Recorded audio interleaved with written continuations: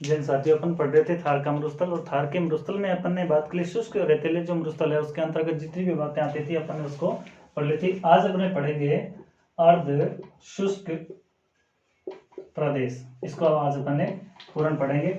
आपने पता है अपन ने क्या करे थे, इसके 4 भाग करे थे। सबसे पहले अगर बात की जाए तो घग्गर प्रदेश, क्या करा था सबसे पहले, घग्गर प्रदेश, घग्गर बेसिन या प्रदेश इसको बोल सकते हैं। दोनों में अगर बात की जाए तो शेखावाटी, शेखावाटी प्रदेश आ गया। उसके अलावा 3 पे अगर बात की जाए नागौर उच्च भूमि, नागौर उच्च भूमि। और नंबर 4 पे अगर बात की जाए तो लूणी बेसिन, बेसिन या गोडवाड़ प्रदेश। इस प्रकार से 4 भागों में इसको अपन ने बांटा था। आज अपने बात करेंगे इसी से संबंधित, क्योंकि यहाँ से क्वेश्चन एग्जाम में पूछा जा सकता है। तो अर्धशुष्क प्रदेश को 4 भागों में बांटा प्रमुख रूप से। अब सबसे पहले अपने बात करेंगे कि घग्गर प्रदेश क्या है। उससे पहले वाली वीडियो में अपन ने बात करी थी कि थार के मरुस्थल के अंदर किस प्रकार की घास पाई जाती है, किस प्रकार की यहाँ पे जो घास के मैदान उनको देखा था, इस प्रकार अपन ने बात करी थी। उससे पहले अपन ने बात करी थी कि थार के मरुस्थल में किन किन प्रकार के क्या पाए जाते हैं, रेत के टीले पाए जाते हैं, उनकर अपन ने अच्छे से बात है। सबसे पहले अपने बात करेंगे घग्गर प्रदेश या घग्गर बेसिन जिसको अपन बोल सकते हैं। ये राजस्थान का मैप बनाते हैं।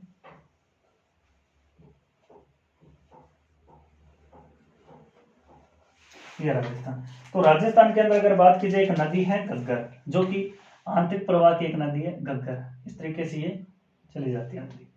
अगर बात की जाए ये नदी कहां से निकल कर आती है, घग्गर नदी है, कहां से निकल के आती है, कालका की पहाड़ियां, कालका हिमाचल से, एचपी से ये निकल कर आती है। कौन सी पहाड़ियों से, शिवालिक की पहाड़ियों से, शिवालिक की पहाड़ियों से, शिवालिक। शिवालिक की पहाड़ियों से ये नदी निकल कर आती है, शिवालिक की पहाड़ियों से ये नदी निकल कर आती है। घग्गर या सरस्वती के नाम से इसको अपने बोल सकते हैं। तो ये जो नदी है ये राजस्थान के अंदर से होकर, राजस्थान के गंगानगर हनुमानगढ़ जिले से होकर ये गुजरती है। और ये नदी जो इसका पानी है फोर्ट अब्बास किला, ये पाकिस्तान में। इसका जो अधिकतम पानी जब आ जाता है इसके अंदर, जो बाढ़ या वर्षा का जो पानी होता है, बरसाती नदी है, मुख्य रूप से बरसाती नदी है।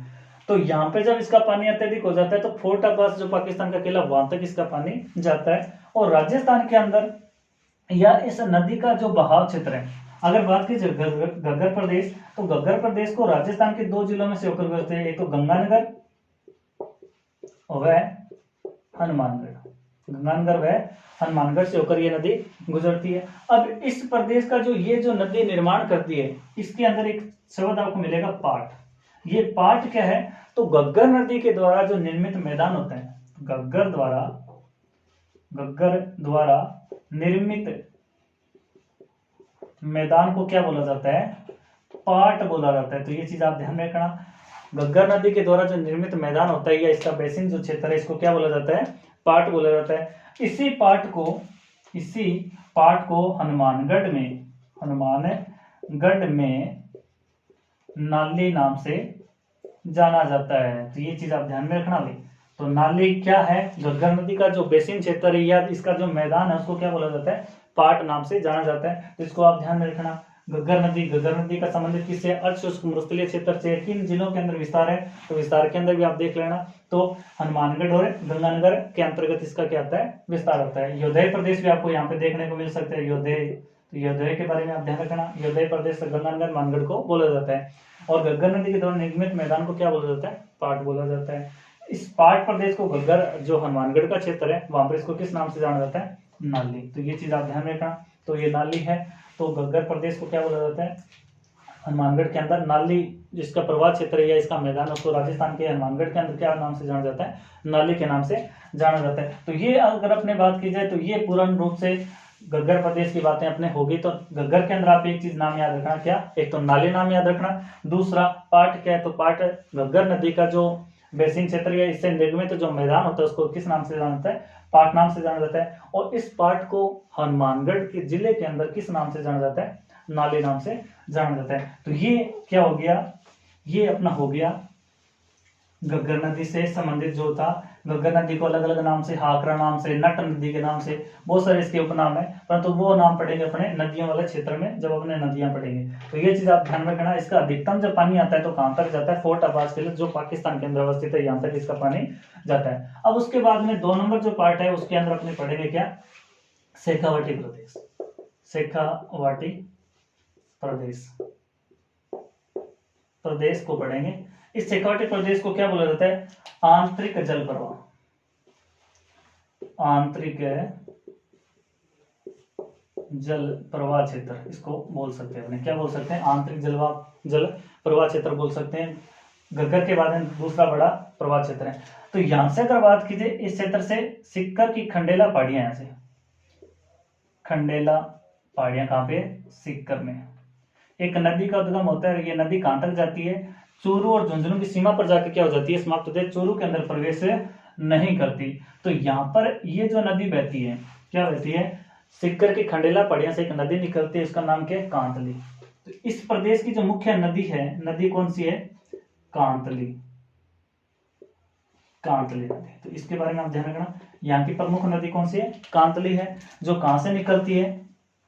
सिक्कर की खंडेला पहाड़ियों से। क्लियर? खंडेला पहाड़ी, तो इसको आप ध्यान रखना। खंडेला पहाड़ियों से निकलकर ये सिक्कर व झुंझुनू में बहती है, तो इसको ध्यान रखना। इसके बहाव प्रदेश को क्या बोलते हैं? इसके बहाव क्षेत्र को क्या बोला जाता है? तोरावाटी। इसको ध्यान रखना, तोरावाटी। इसके बहाव क्षेत्र को क्या बोला जाता है? तोरावाटी को बोला जाता है। और इसके बहाव क्षेत्र में जो भाषा बोली जाती है, जो बोली बोली जाती है, इसको आप ध्यान रखना। जो बोली बोली जाती है उसको क्या बोलते हैं? तोरावाटी बोली। ये चीज आप ध्यान रखना भाई। तोरावाटी बोली कहां पे बोली जाती है मुख्य रूप से? तो जो कांतली नदी का जो बहाव क्षेत्र है उसके अंदर जो भाषा जो बोली बोली जाती है उसको क्या बोलते हैं? तोरावाटी बोली बोली जाती है। अब इसका शेखा नाम क्यों पड़ा? क्योंकि यहाँ पे प्राचीन काल के अंदर शेखा सामंत का क्या हुआ करता था? राज हुआ था। इसलिए इस प्रदेश को किस नाम से जाना जाता है? शेखावाटी के नाम से। अब इससे कुछ एक विशेषता और भी बात कर लेते हैं। यहाँ पर अगर बात कीजिए, यहाँ पे एक सभ्यता भी, इस कांतली नदी के किनारे एक सभ्यता विकसित हुई थी।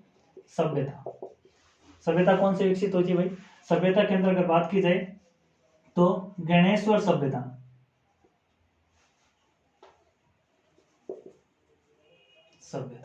ये गणेश्वर सभ्यता यहाँ पर क्या हुई थी? पनपी थी। और ये कहां पर है? सिक्कर के नीमका थाना में।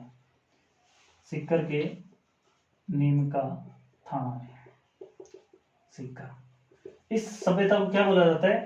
ताम्र युगीन। भारत के अंदर जो ताम्र युगीन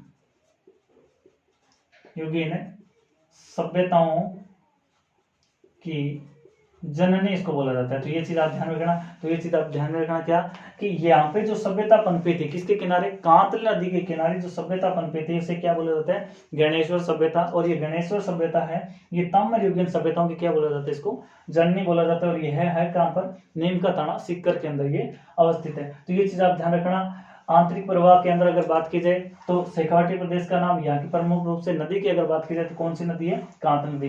कांतली नदी का प्रवाह क्षेत्र क्या कहलाता है? तोरावाटी कहलाता है। तो तोरावाटी आप ध्यान रखना। और तोरावाटी भाषा की अगर लैंग्वेज बोली की अगर बात की जाए तो कहां पे बोली जाती है? सिक्कर व झुंझुनू में बोली जाती है। ये नदी चूरू व झुंझुनू की सीमा में आके क्या हो जाती है? खत्म हो जाती है। चूरू के अंदर ये प्रवेश नहीं करती। तो ये चीज आप ध्यान में रखना। तो यहां से आपका कोई क्वेश्चन गलत नहीं होने वाला। तो शेखावाटी प्रदेश के बारे में वापस सुनो। इसे आंतरिक प्रवाह क्षेत्र भी बोला जाता है। यहाँ की प्रमुख नदी कौन सी है? कांतली नदी है। कांतली नदी एक किस प्रकार की नदी है? आंतरिक प्रवाह की प्रकार की ये नदी है। कहां से निकलती है? सिक्कर के खंडेला पहाड़ियों से निकलती है। सिक्कर व झुंझुनू में ये नदी बहती है। चूरू के अंदर प्रवेश नहीं करती। ये कहां तक समाप्त हो जाती है? चूरू व झुंझुनू की सीमा पर समाप्त हो जाती है। इसका प्रवाह क्षेत्र क्या कहलाता है? तोरावाटी कहलाता है। इस प्रवाह क्षेत्र में जो बोली बोली जाती है उसको क्या बोलते हैं? अपने तोरावाटी बोली बोले जाते हैं। इस कांतली नदी के किनारे एक सभ्यता पनपी थी जिसे गणेश्वर सभ्यता के नाम से जाना जाता है, जो कि नीमका थाना सिक्कर के अंदर अवस्थित है। इस सभ्यता को क्या बोला जाता है? ताम्र युगीन सभ्यताओं की क्या बोला जाता है? जननी बोला जाता है। तो ये क्या हो गया? ये इससे संबंधित जो क्वेश्चन एग्जाम में आपके बन सकते हैं। उसके अलावा यहाँ से 2-3 कॉन्सेप्ट और बता दूं कि यहाँ पर कुछ शब्दावलियां यूज की जाती है। इस आंतरिक प्रवाह के क्षेत्र में कुछ शब्दावलियां यूज की जाती है। जैसे जोहड़ क्या है? जोहड़, नाडा, सर, तो ये चीज आप ध्यान रखना। जोहड़ तो क्या है, जो कच्चे कुएं होते हैं, जो पानी के जो वर्षा का परंपरागत विधि संरक्षण आते हैं उसके अंदर अपने और पढ़ेंगे, पर यहाँ पे आपको बता दूं, जो कच्चे कुएं होते हैं उनको क्या बोलते हैं, जोहड़ बोला जाता है। इन्हीं को पक्का कर दिया जाता है, पक्के कुओं को क्या बोला जाता है, नाडा बोला जाता है। सर क्या, ये छोटे छोटे तालाब होते हैं, छोटे छोटे तालाब, तो इनको आप ध्यान रखना। ये छोटे छोटे क्या होते हैं, तालाब होते हैं, इनको क्या बोला जाता है, सर बोला जाता है। तो ये चीज आप ध्यान रखना। जोहड़ नाड़ा ये किससे संबंधित हो, तो आप इससे मिलान वाला क्वेश्चन आए तो अर्ध शुष्क प्रदेश के अंदर कहां पे पाए जाते हैं, शेखावटी प्रदेश में पाए जाते हैं। जोहड़ क्या, कच्चे कुएं होते हैं, नाड़ा क्या होते हैं, पक्के कुएं, सर क्या है, तो छोटे छोटे तालाब होते हैं। तो इस चीज के बारे में आप ध्यान में रखना। अब उसके बाद में अगर अपने बात की जाए, के बाद में अगर अपने बात की जाए किस पे, अपना आप बात करेंगे किस पे, नागौर उच्च भूमि पे। नागौर उच्च भूमि पे अपने क्या कर रहे हैं, बात कर रहे हैं। नागौर उच्च भूमि पर अगर अपने बात की जाए तो नागौर उच्च भूमि के बारे में क्या लिखेंगे कि अरावली से पृथक, क्या लिखेंगे, अरावली से पृथक उच्च क्षेत्र लिख सकते हैं या भूमि लिख सकते हैं। ये चीज आप ध्यान रखना। अरावली से उच्च क्षेत्र या भूमि लिख सकते हैं, या उच्च प्रदेश भी लिख सकते हैं, या उच्च भाग भी लिख सकते हैं, उच्च भाग भी लिख सकते हैं। तो अरावली जो क्षेत्र है, अरावली से पृथक जो क्षेत्र उच्च भाग है, तो इसको आप ध्यान रखना, जो कि मरुस्थल के अंतर्गत नागौर के अंदर मुख्य रूप से पाया जाता है। तो ये चीज आप ध्यान रखना। तो मरुस्थल के इसको फिर अपने क्या करते हैं, तीन भागों में इसको क्या कर रहे हैं, बांट रहे हैं। तीन भागों में इसको क्या किया गया है, अध्ययन की दृष्टि में तीन भागों के अंदर इसको क्या किया गया, बांटा गया। क्या क्या श्रेणी में बांटा गया, देखो सबसे पहले मकराना, मकराना श्रेणी नंबर 1 पे। 2 नंबर पे अगर बात की जाए जायल श्रेणी। 3 पे अगर बात की जाए तो 3 पे अगर बात की जाए तो मांगलोद श्रेणी के नाम से इसको जाना जाता है, मांगलोद। ये 3 श्रेणी में इसको क्या किया गया है, बांटा गया है। तो 3 श्रेणी में इसको क्या किया गया है, बांटा गया है। 3 श्रेणी में इसको क्या किया गया, बांटा गया। तो आपको इतना पता होना चाहिए कि मांगलोद श्रेणी किसका हिस्सा है, जायल श्रेणी किसका हिस्सा है, उसके अलावा जो मांगलोद श्रेणी है कौन से का हिस्सा है। अब ये श्रेणी क्यों बांटा गया, मकराना जो श्रेणी है वो किस लिए फेमस है, और जायल श्रेणी है वो किस लिए फेमस है, इसके बारे में ध्यान रखना। ये जो जायल श्रेणी है ये फ्लोराइड युक्त पट्टी है, फ्लोराइड युक्त पट्टी है। ये किस लिए फेमस है, यहाँ पे जिप्सम जमाव क्षेत्र है, जिप्सम जमाव क्षेत्र है। और ये किस लिए फेमस है, संगमरमर जमाव के लिए फेमस है। तो आपसे मिलान वाला क्वेश्चन पूछा जा सकता है, इनको मिलाने के लिए आपसे दे दिया जाता है क्वेश्चन, तो इसके बारे में ध्यान रखना। मकराना किस लिए फेमस है, मार्बल के लिए फेमस है। कौन से मार्बल के लिए, संगमरमर पत्थर के लिए। जायल श्रेणी किस लिए फ्लोराइड युक्त है, कि राजस्थान के अंदर फ्लोराइड युक्त, जिसे अभी क्वेश्चन आया था बंका पट्टी या होज बेल्ट किसको बोला जाता है, तो इसको भी आप ध्यान रखना। मांगलोद श्रेणी किस लिए फेमस है, तो जिप्सम जमाव जो क्षेत्र है इसके लिए प्रसिद्ध है। तो ये चीज आप ध्यान रखना। अब यहाँ से क्वेश्चन बना लेते हैं थोड़ा सा, देखो ये जो श्रेणी है यहाँ पर, ये मुख्य रूप से अगर बात की जाए यहाँ पर आएगा। तो जो नागौर के इस हिस्से के अंदर जो पड़ता है उसे मकराना श्रेणी बोलते हैं, मकराना। यहाँ पे जो श्रेणी है, यहाँ पे जो श्रेणी है उसको अपने बोलते हैं क्या, जायल श्रेणी, जो कि अजमेर से नागौर के मध्य फैली हुई है। यहाँ पर जो श्रेणी फैली हुई है उसे बोलते हैं अपने मांगलोद। तो चीज याद रखना, मांगलोद श्रेणी। तो ये चीज आप ध्यान रखना, मैप के अंदर आप ड्राइंग भी कर सकते हो। तो संगमर पत्थर है जो नागौर के अंदर मुख्य रूप से मिलेगी आपको। उसके अलावा ये नागौर में है। जायल जो श्रेणी है ये कहां से कहां तक है, अजमेर से नागौर के मध्य। और ये कहां पे मिलेगी आपको, बीकानेर टू नागौर के मध्य जो श्रेणी फैली है उसको किस नाम से जाना जाता है, मांगलोद श्रेणी। मांगलोद श्रेणी क्यों फेमस है, तो जिप्सम जमाव क्षेत्र के लिए। मकराना किस लिए फेमस है, मार्बल पत्थर के लिए जो संगमर पत्थर होता है। जायल श्रेणी किस लिए, कि ये क्या है, फ्लोराइड युक्त क्या है, ये पट्टी है यहाँ पर, तो इसलिए ये फेमस है। ये अब देखो यहाँ से 2-3 शब्द मिलेंगे आपको। हार्डपन क्या है, हार्डपन क्या है, तो बीकानेर से नागौर के मध्य, बीकानेर टू नागौर के मध्य जो जिप्सम जमाव क्षेत्र है, जिप्सम जमाव क्षेत्र को किस नाम से जाना जाता है, इसको हार्डपन के नाम से जाना जाता है। इतनी चीज आप ध्यान में रखना। उसके अलावा अगर बात की जाए, किसके हार्डपन पे अपने बात कर ली। उसके अलावा अन्य एक बात और आती है, बांका पट्टी या होंच बेल्ट या कुब्बड़ पट्टी। तो इस चीज के बारे में आप ध्यान रखना। ये कौन सा है, तो ये अपनी आ जाएगी कौन सी, जायल श्रेणी। अब ये जायल कहां से कहां तक है, नागौर टू अजमेर के मध्य ये श्रेणी पाई जाती है। ये किस लिए पाई जाती है, इन क्षेत्र के अंदर अगर यहाँ पे देखा जाए तो यहाँ के जो पानी होता है उसके अंदर फ्लोराइड की मात्रा अत्यधिक होने के कारण यहाँ के जो लोग हैं वो कुब्बड़ होकर चलने लगे। तो यहाँ पे इसको क्वेश्चन भी आया एग्जाम के अंदर, कुब्बड़ पट्टी से संबंधित क्षेत्र है, तो वहां पे जिलों के नाम दिए हुए थे अजमेर, नागौर। तो ये क्वेश्चन आया हुआ है। तो कुब्बड़ पट्टी जो क्षेत्र है वो कहाँ पे फैला हुआ है, नागौर और अजमेर के मध्य फैला हुआ है। ये किस लिए फेमस है कि यहाँ पे फ्लोराइड युक्त क्या पट्टी पाई जाती है। तो यहाँ पर इससे फ्लोराइड से संबंधित जो रोग होने वाला है उसे फ्लोरोसिस नाम से जाना जाता है। तो ये चीज आप नागौर उच्च भूमि में याद रखना। नागौर उच्च भूमि को अपने 3 भागों में बांटा। ये क्या, अरावली से पृथक एक उच्च भूमि है, ठीक है। उसके अलावा इसे 3 भागों में मकराना श्रेणी किस लिए फेमस है, ये संगमर पत्थर के लिए है। जाल श्रेणी किस लिए फेमस है, तो फ्लोराइड युक्त पट्टी है, यहाँ पे इससे संबंधित है। मांगलोद क्या है, जिप्सम जमाव से संबंधित है पट्टी है। उसके अलावा अगर बात की जाए हार्डपन के, बीकानेर से लेकर नागौर के मध्यम जो जिप्सम जमाव क्षेत्र उसके किस नाम से जाना जाता है, हार्डपन।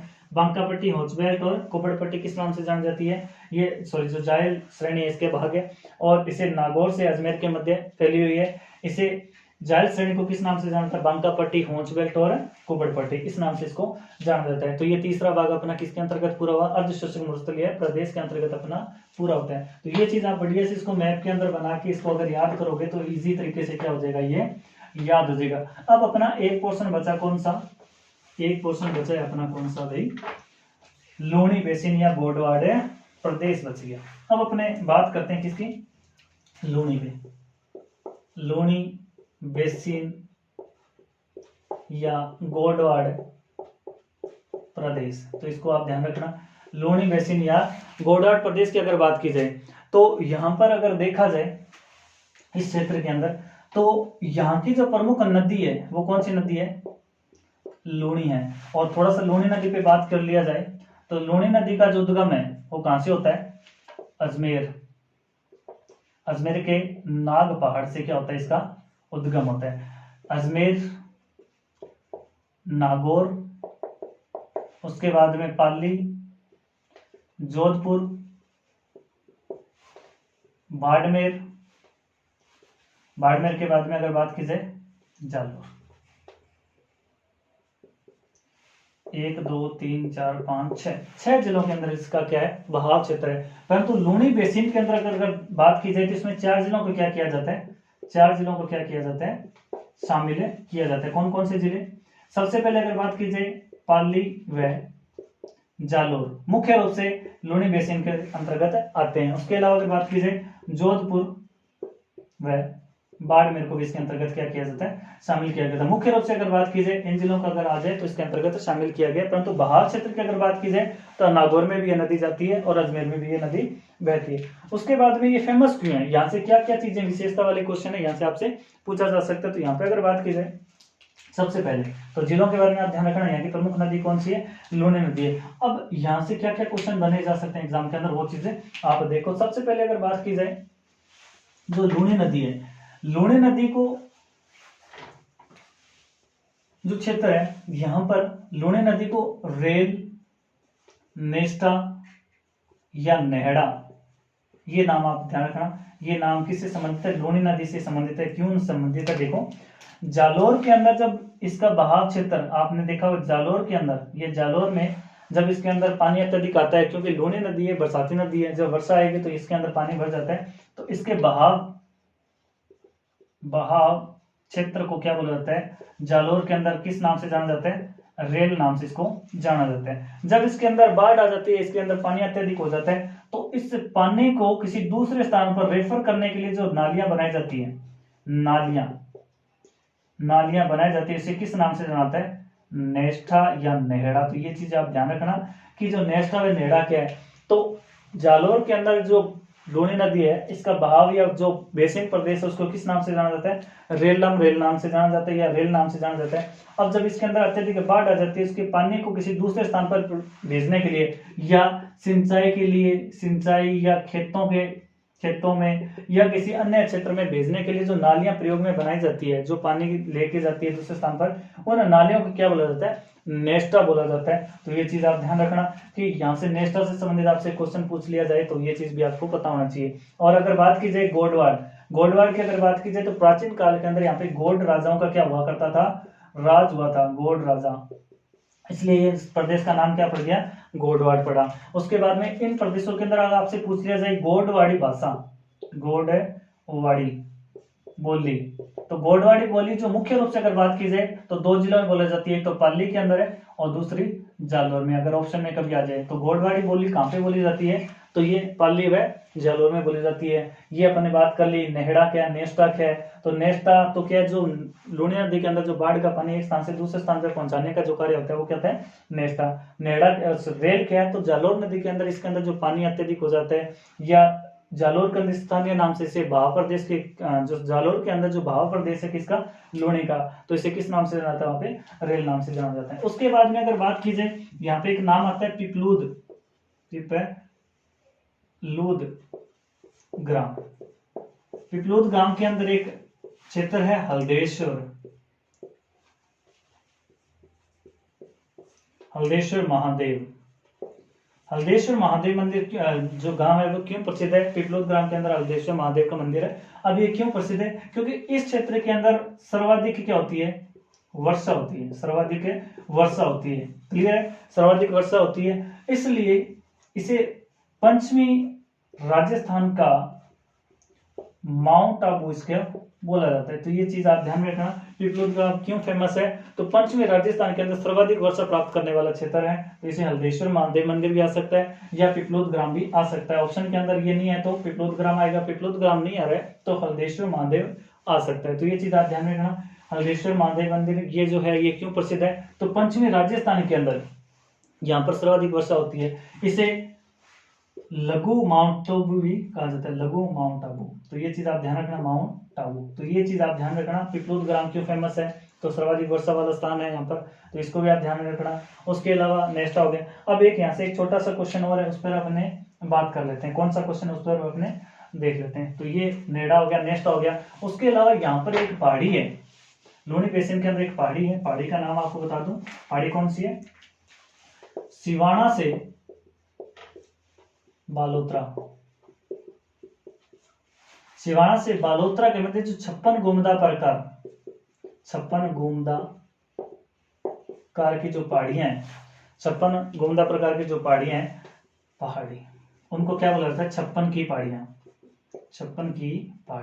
56 का मैदान अगर आपसे पूछ लिया जाए तो दक्षिण राजस्थान के अंदर माही नदी का जो बेल्ट है वो वाला क्या मिलेगा? 56 का मैदान, जो प्रतापगढ़ और डूंगरपुर बांसवाड़ा के अंदर जो फैला हुआ है। परंतु जो 56 की पहाड़ियां कभी आपसे पूछ लिया जाए तो किसको बोला जाता है? तो बाड़मेर। मुख्य रूप से कहां पर है ये? बाड़मेर में। तो 56 की पहाड़ियों का संबंध आपसे पूछ लिया जाए तो कहां पर मिलेगा? बाड़मेर में। और बाड़मेर के अंदर यहाँ पर नाकोड़ा भैरव का एक मंदिर है। कहां पर? बालोतरा के पास में नाकोड़ा पर्वत मिलता है आपको, नाकोड़ा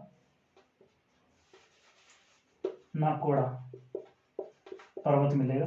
नाकोड़ा पर्वत मिलेगा, यहाँ पर क्या मिलेगा? नाकोड़ा पर्वत। और नाकोड़ा पर्वत जो है वो किस गांव के अंदर मिलेगा? तो मेवानगर के अंदर मिलेगा।